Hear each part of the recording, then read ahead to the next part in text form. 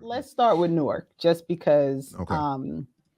I would really, this is something that I think people are not understanding how difficult it is becoming in these cities with Black mayors, right? Because people are so impressed with having the Black face in a high place, and they don't understand the contradictions that are becoming a part of the problem when this exists within these cities. So, Chairman Zulu Sharad, who is the chairman of the new African Black Panther Party, which is based out of Newark and is part of the Second Rainbow Coalition, has been doing multiple interviews. And I just, this was the first one that he had sent to me, and this was a while ago, but I thought what he said about electoral politics was so powerful and like just call it out. And I wanted people It to wasn't listen that to long it. ago. It was last week. I know, but Oh, he's okay. been doing had to a double few. check. You No, no, said no. okay. He's been on, I think, like 3 or 4 different things doing interviews, and it's Okay. really surrounding trying to get people to understand the dynamic that is being created within Newark between the Black power structure and the regular working Black people that are on the ground and are seeing all the contradictions that are happening. So if Mhm. you want to go to that, he explained, all right, before you play it. So he explains a couple of things. One, part of the issue that has created this situation between Ras Baraka and this group in Newark is Ras Baraka got called out about housing in Newark. Housing is a massive, massive problem in Newark. People are losing their housing. There's a lot of problems going But on. The listen, housing is a mess, and someone it was Chairman Africa asked him a question about the housing and basically called out, why is the housing being sold off to these LLCs and being used to pay shareholders? Like, what is going on in the city? And it turned into a big thing. And now he's like in court. Ras Baraka got him arrested. Like, there's all this stuff happening behind the scenes. So now there's this huge, um, like there's a split now within Newark with the organizers and the people who are supported by Ras Baraka and support Ras Baraka, and the people who are kind of on the ground. So it came to this question about electoral politics. So you can play the part that I said to play if you All want. right. Yep. Yep. We turned around and left. But I don't know if you have followed what has been happening here in the city of Newark, New Jersey, but there is a strong polarization in the streets between the people that have to get up and work every day and the folks that are in a position of power, authority, and influence. And we have joined the line. We said that we're going to work on behalf of the people. And whoever don't like it, whether it's Ras or whether it's the next administration, we're going to continue to build base areas of social, cultural, and political power. So in a nutshell, that's what transpired, comrade. can you repeat for us what Captain Africa said that set the mayor off so badly? I would like to ask you a question about housing. And Ras Baraka ignored him. And then he said, well, housing in the city of Newark are being sold to investors on Wall Street. We would like to know why you don't have a policy in place to address this gentrification. I think that was So there more? I think yeah, that was there's a second part. The oh, second one starts at 11:45. yeah, No, it's her 12:20. yeah, go to 12:20 because that's his answer Okay. to the question. Do you want to state the question? Glenn Ford Oh, well, there it is. said it perfectly. The Black misleadership class are the individuals that came to power in 1972 in the Gary, Indiana Convention, where incidentally, Mary Baraka was there.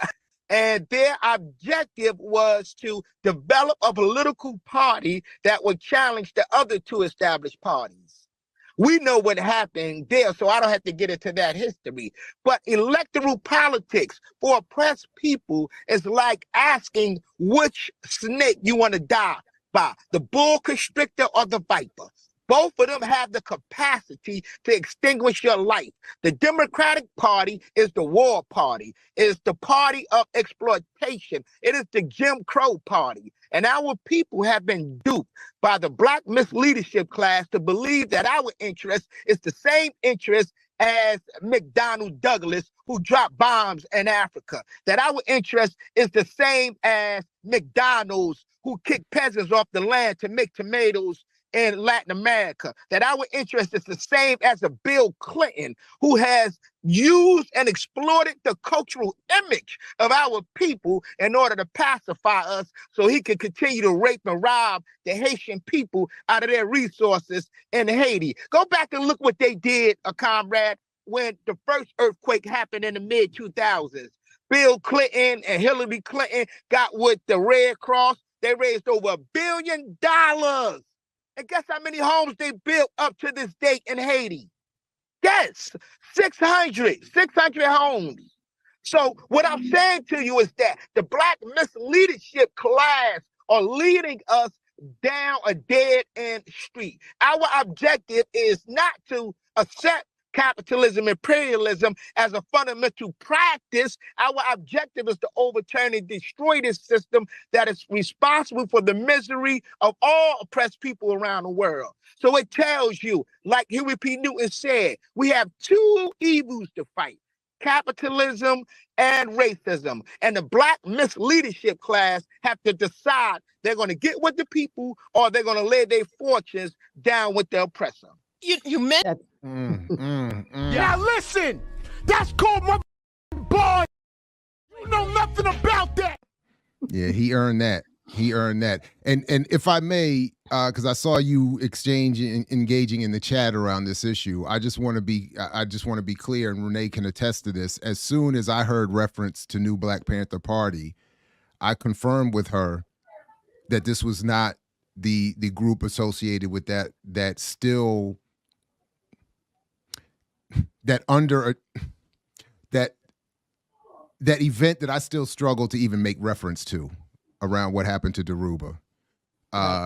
So I was very clear to be with Renee just to make sure, because that no one in that group is accepted here. So I just would want, we did check into that. Renee confirmed from me. Yes.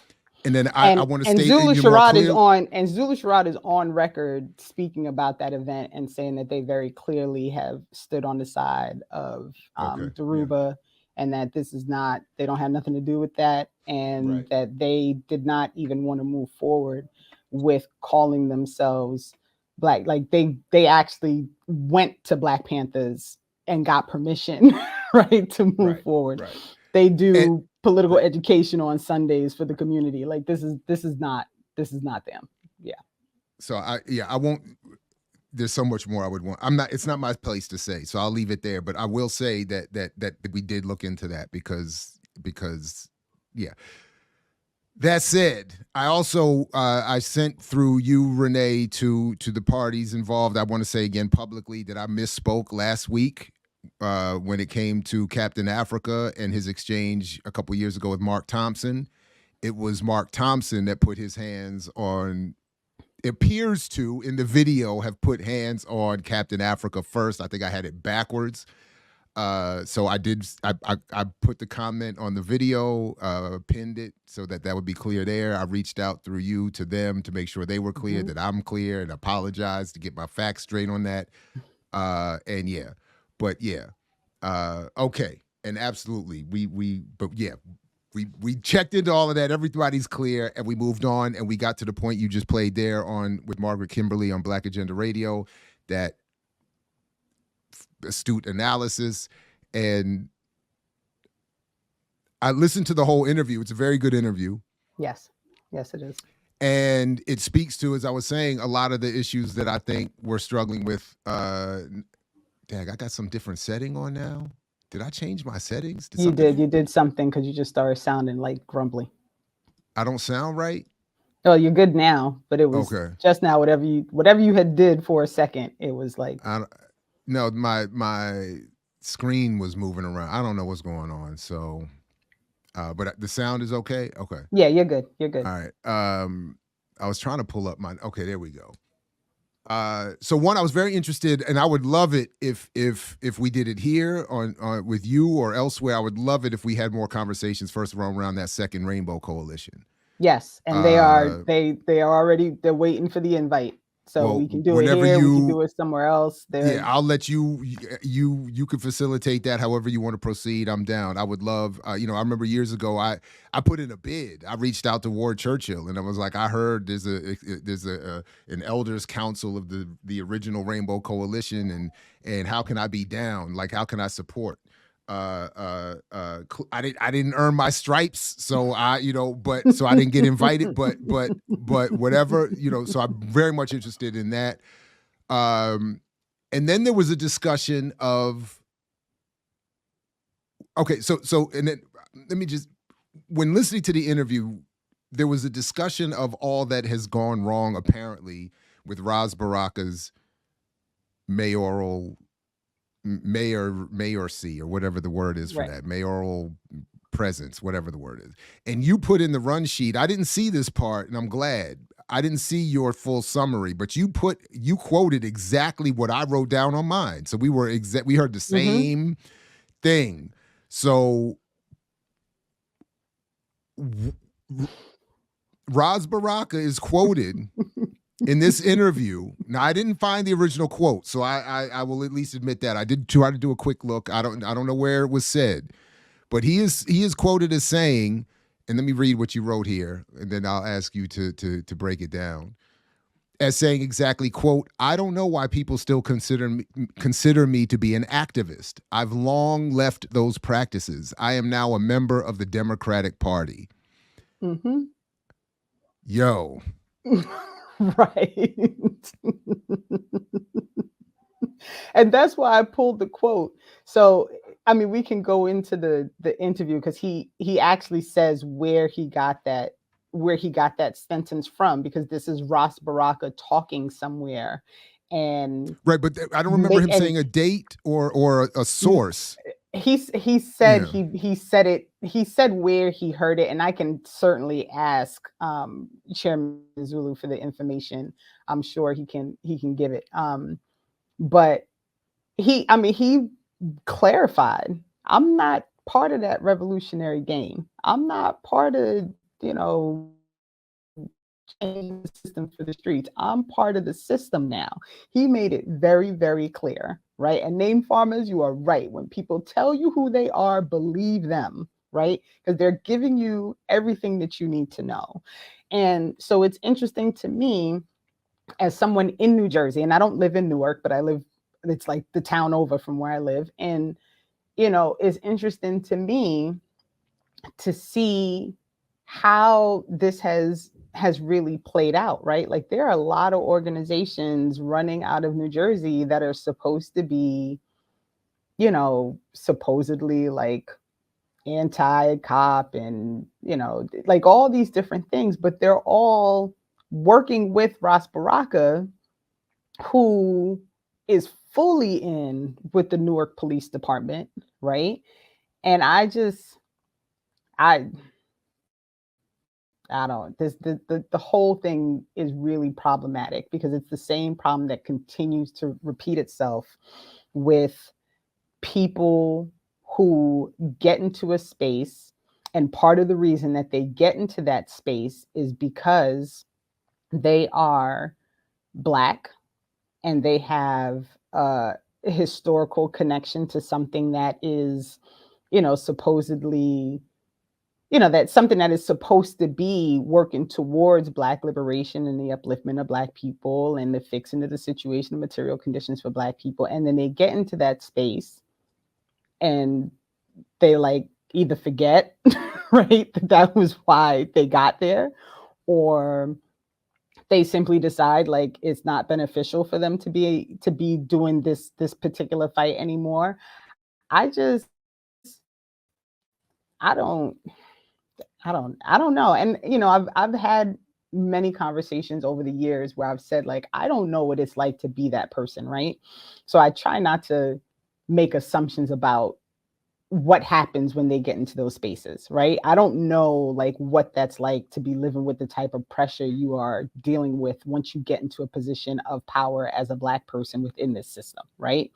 So because I don't know, I'm not going to speak to that part. That all said, I feel like if you can't hold on to the thing that puts you in that seat, then don't run or leave, resign. Like if you get there and you realize, whew, like this is not what I thought it was going to be, and there's no way that I can survive this system as it is in order to do the thing that I ran on doing, then I would almost prefer to see you quit and let somebody else go there. And then you go back to being like on the ground and doing things in the community and helping the people and working from, from the outside. Like I just, it's so hard for me to fully understand it. And I just, I've been asked if I wanted to run for stuff. No thanks. No shot. Not happening. Historically, what used to interest me in that question is just what you said. Like, I would run only to represent the actual politics that need to be represented and to have the whole thing be scuttled and destroyed just to make the point. Or to get to the point where you could say, look, from the inside of the mayor's office, this is what's really going on, and this is why the seat has limitations. So even if you get elected, if Ras came out, so for instance, when I first heard the brother make that quote, if Ras Baraka was saying that in the context of, I'm a Democratic Party mayor, here are the limitations put on this office. Here are all of the inducements to sell out. Here's the pressure from the police. Here's the pressure from the business community. Here's the pressure from the Black bourgeoisie. If he was saying this in the context of, I'm now explaining to you why when you elect people like me to these seats, even if we want to be revolutionary, there are limitations, I would think this is fine. That's great. You're fulfilling a very, actually, I think, an important role. But I'm suspicious that the context was, as I think was presented in that interview, stop expecting me to do anything because I'm in this to win this. I'm in this to do the Democratic Party thing. And that means standing with the police, standing against this, standing, what else did he report? 50 to 60% of public housing in Newark or all of New Jersey is owned by Wall Street? In Newark specifically. So if Ras Baraka is going to come out and say, listen, I'm a mayor and I'm trying to be a revolutionary, but 60% of public housing I don't even control or is owned and manipulated and benefiting Wall Street, here's what the limitations are on my office,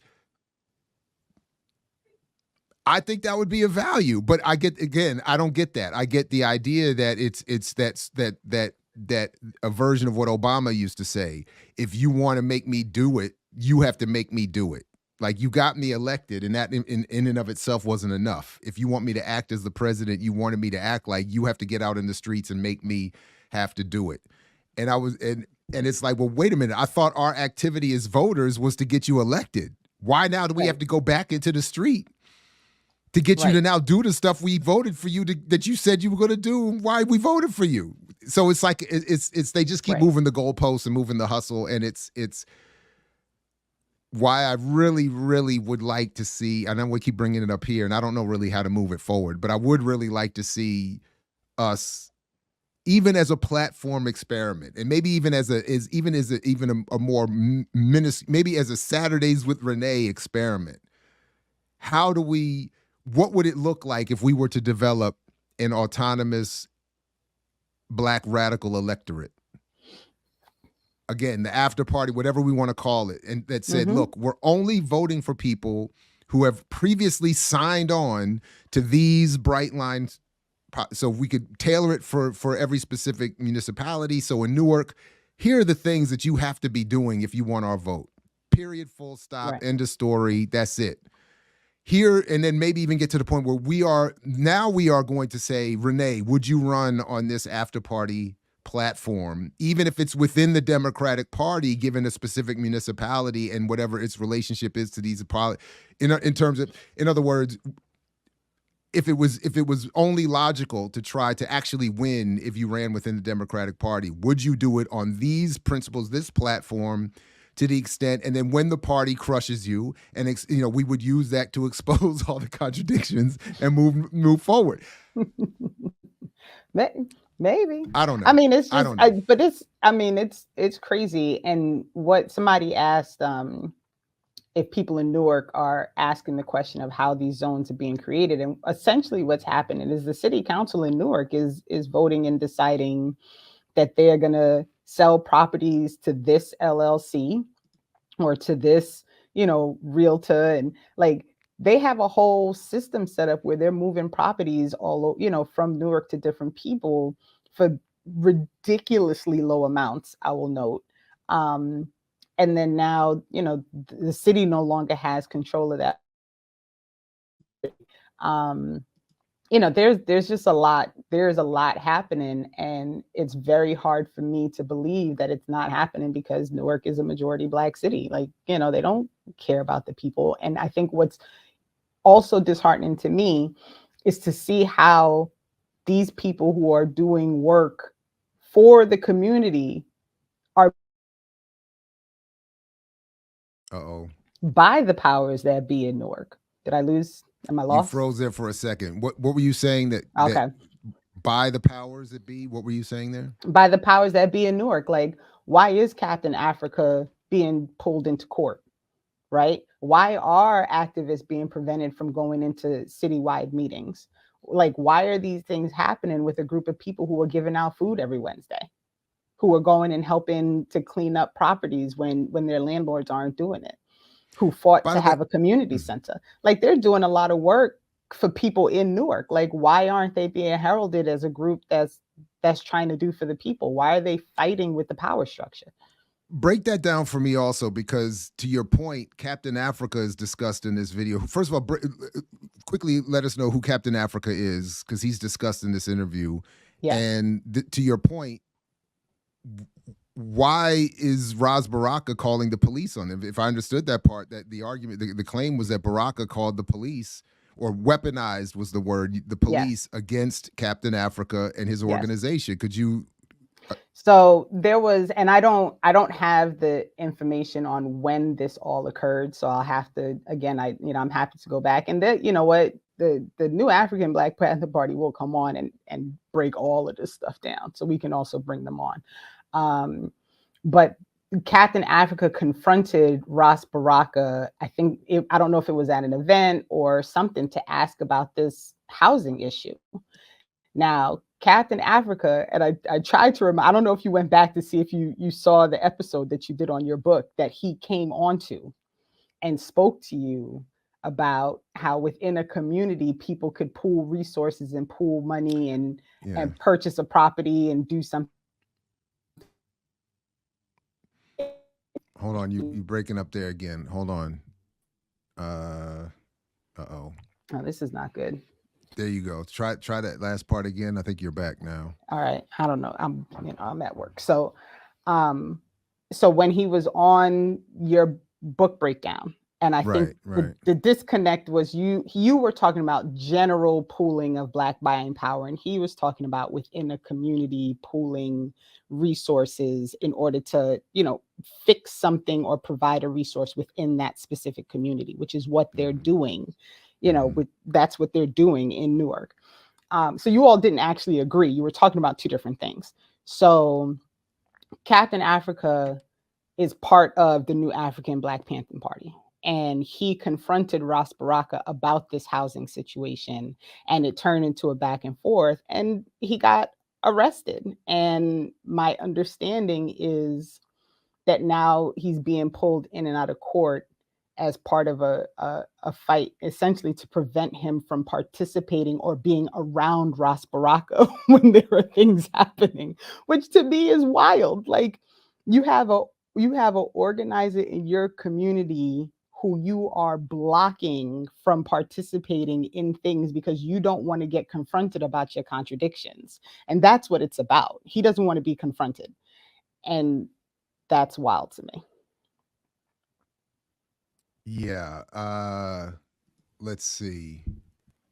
All right, I reached out to my buddy Dr. Burrows for help on that